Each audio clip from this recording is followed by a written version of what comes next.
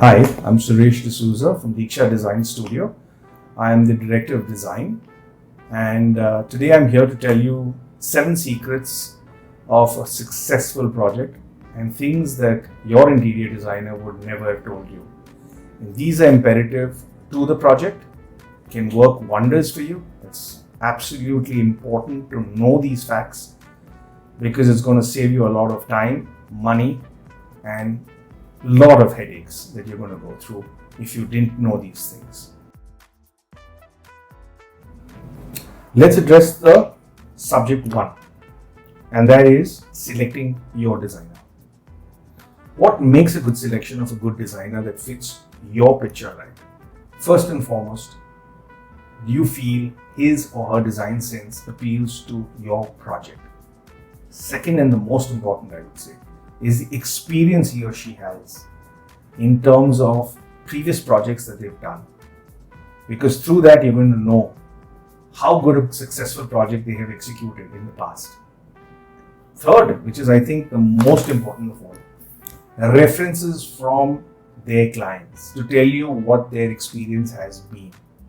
That is absolutely bang on. That will tell you whether your designer has incomplete projects moving or they're good at what they do, and that's what you want to hear. So, of course, also understanding their client base, who they are dealing with, the kind of projects. For you, if you're dealing with a residential project, do they particularly deal largely with residential, or if they're dealing with commercial projects and you want to do a commercial project, fits you in perfectly. Also investigate how ethical they are, because that's where it all starts off. You losing money due to someone trying to make a quick buck on you. How good are they at their timelines? This is very critical because a good interior designer always completes his project on time. He's conscious about it. Time is money, not only for you, for him as well. So the aspect, if an interior designer takes a project to complete itself for 6 months, 8 months, that just goes to prove he's the typical run-of-the-mill interior designer who doesn't respect time. So it's imperative because average projects should be completed in a max period of anywhere between 2 months to 3 months. They shouldn't go on endlessly, which we will discuss in the following issues that we're talking about. So these factors are important for a good selection of an interior designer, and his or her availability to your project is also very, very important. All these need to be addressed when you are communicating with your designer and put them down on paper. Before you get into an agreement with them, sign a contract with your designer indicating this is what you expect from your designer and this is what you're going to pay your designer for it. So you have everything down on paper and there is no just verbal communication that can be denied at a later stage. So I think that covers up point number 1. And like I said again, review your designer. Does he or she fit your storyboard? Move with it. Point number 2, concept and vision. What is your vision for the project? If you don't have a vision, it's like you going to a masquerade party without anything on your body. So you can't enter that masquerade party. If you need to get started, the most important thing is what's your dream? What's your concept going to be for that particular project? So when you have a vision, it's important for you to note down your aspects in terms of every little detail that you expect. I wanted 4 plug points on the side of my bedside table. Or if it's an office, I need a pantry.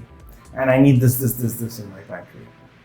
And then when you note down all your aspects, you can also go one stage further where you can actually refer through books, magazines, etc. and create a kind of a sketchbook where you cut your pictures, put them in, and you have visual context to explain to your designer what you're looking for in terms of not being able to explain it to them more in detail. Another very important thing that you would want to do is have your points put down with a bearing also indicative of the reasons for why you're doing that, so that the designer has a better understanding of why you've asked for this or that. The concept is what the designer is supposed to come up with after he understands your storyboard and your wishes. So the designer would come forward and say, okay, now I've devised a concept And more so, I've hit on a few more points which are value addition to you, which you probably haven't thought of.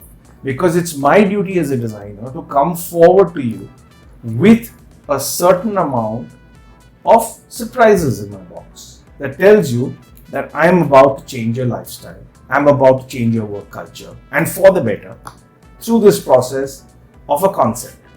So a concept is very, very important to the stage before we get into design. So most designers tend to take the easy way out. They don't even think of a concept. They just pull out a printed layout, show it to you, show you a few visual contexts of what they think is going to be the project in state for you. And you're kind of flawed with this whole thing and you say, yes, this is what I want, that's what I want. But when you actually complete the project, you begin to realize the fact that there are a million points that you thought of which were detrimental to your project have been overlooked and not completed. Hence, unsuccessful project. Unprofessional designer who hasn't given you a concept, hasn't taken your wish list, and who's the loser? You. So bear in mind, concept and vision are very important in stage 2 to the project. Point number 3. Point number 3 related to design and planning.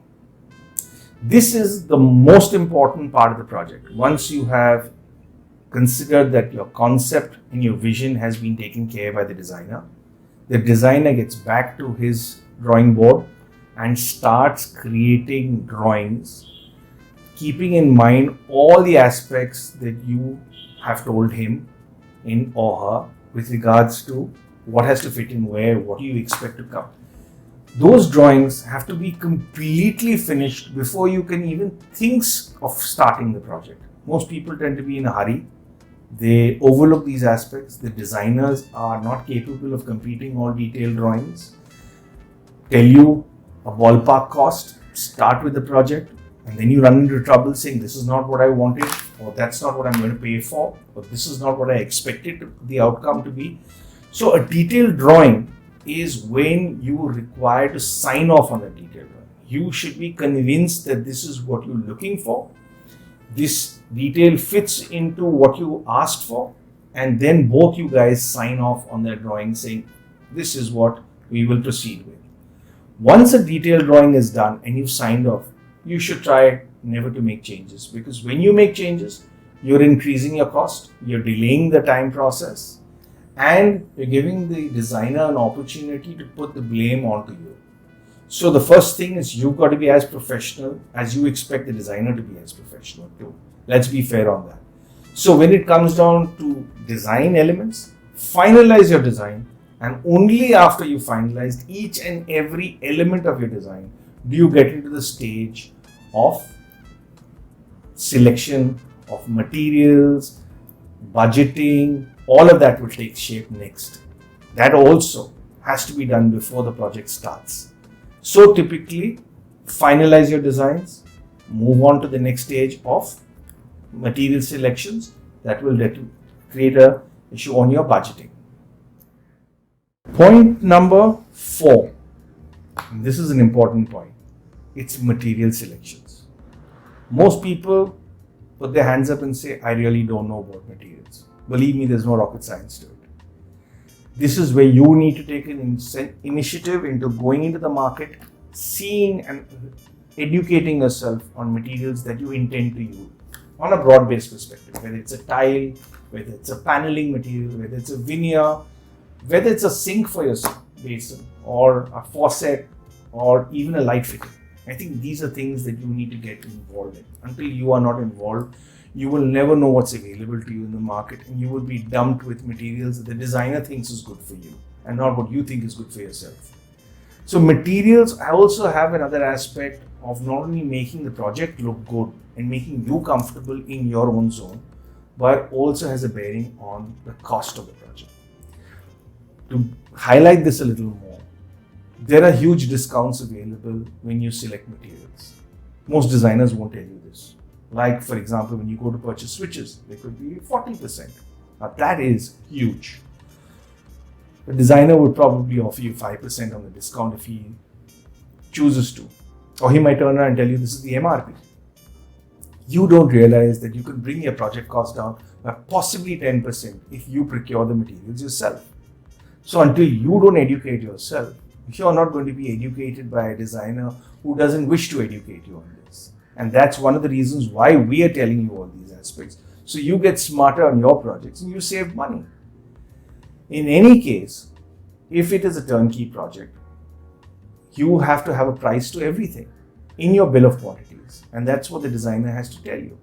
So my advice would be, go out, understand the materials available, then make it a point to go with your designer to take you to the different locations where he or she would like to show you materials where maybe you haven't touched upon, not knowing about those materials, and so that would help you to get an idea of materials that otherwise you wouldn't have seen. So, and you're also aware when he talks about materials that you know the pricing already in hand and you know whether he's giving you the right price or not and whether you're getting the right discounts too. And materials are going to be the fact that finally outlines what your place is going to look like. So go out and enjoy your shopping. Fifth important most point, budgeting. Once you've selected your materials, which we talked about earlier on, the next stage is how much is this project going to cost you.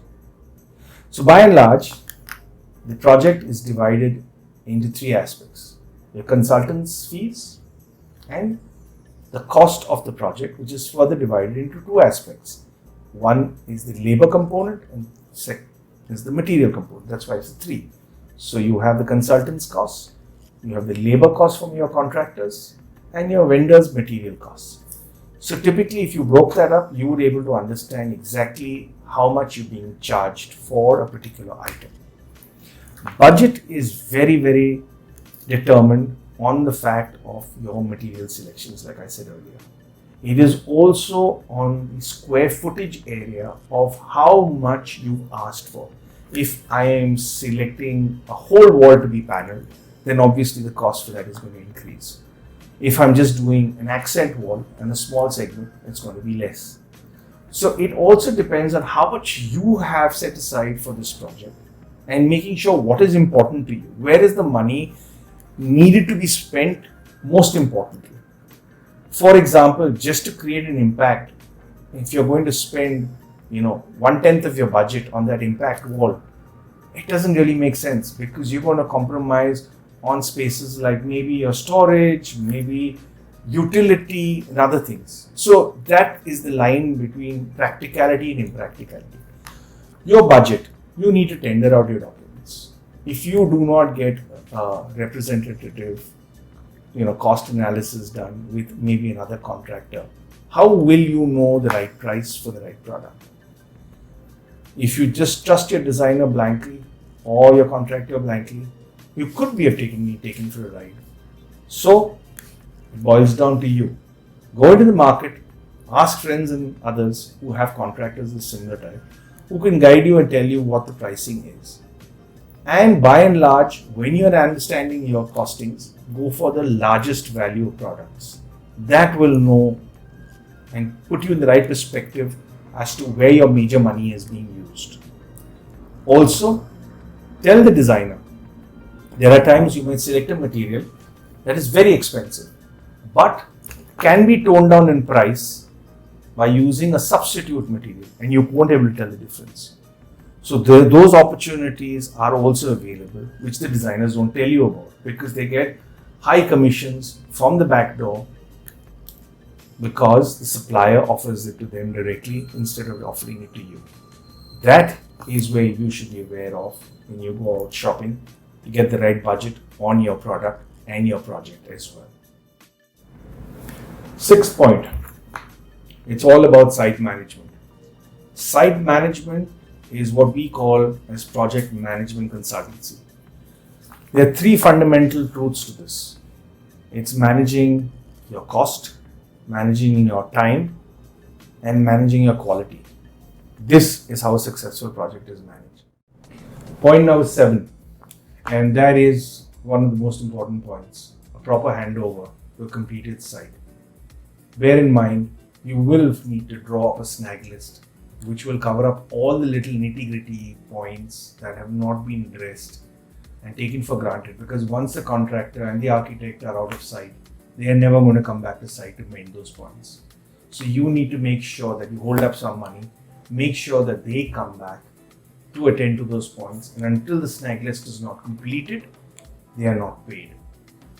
Other aspects, all warranties and guarantees that they have put in should be available to you in a file. All site drawings indicative of wiring, line, schematics, etc. should be given to you like a manuscript, because that is what will help you in further maintenance in the years to come when they are not around. Also making sure that you verify each and every bill before final payments are made so that you are not overcharged. Also, holding back a certain retention will safeguard you from any problem that they do not wish to fulfill in their warranty. These are things that they tend to overlook, collect their entire amounts, and vamoose, they disappear. So this is something that you need to take stock of the situation before you take a full physical handover. Because once you start living in there, it becomes virtually impossible to rectify these problems. So good handover is always considered as one of the final stages of this project. And I hope these have been absolutely useful to you. So stay absolutely tuned in with your project with these 7 steps, and you're never going to go wrong. I hope this video has been of use to you, and I'm sure it will be an absolute winner when it comes to you handling a project. So I'm going to leave you with a checklist that you can download, which will tell you and remind you of all that I've spoken about, and also act as your guardian angel towards your next project. We also have a set of numbers that will allow you to connect with some of our professionals from our design team, in case I haven't been able to answer any of your questions or address some of your issues that you need to be addressed. We'll be happy to help you out. Just dial up those numbers and our design professionals will help you at every point. This is being done with an idea to make people more aware of what good practice is all about when it comes to interiors, so that it's a win-win situation for everyone. So here's to your next project, and look forward to hearing from you guys. Thank you.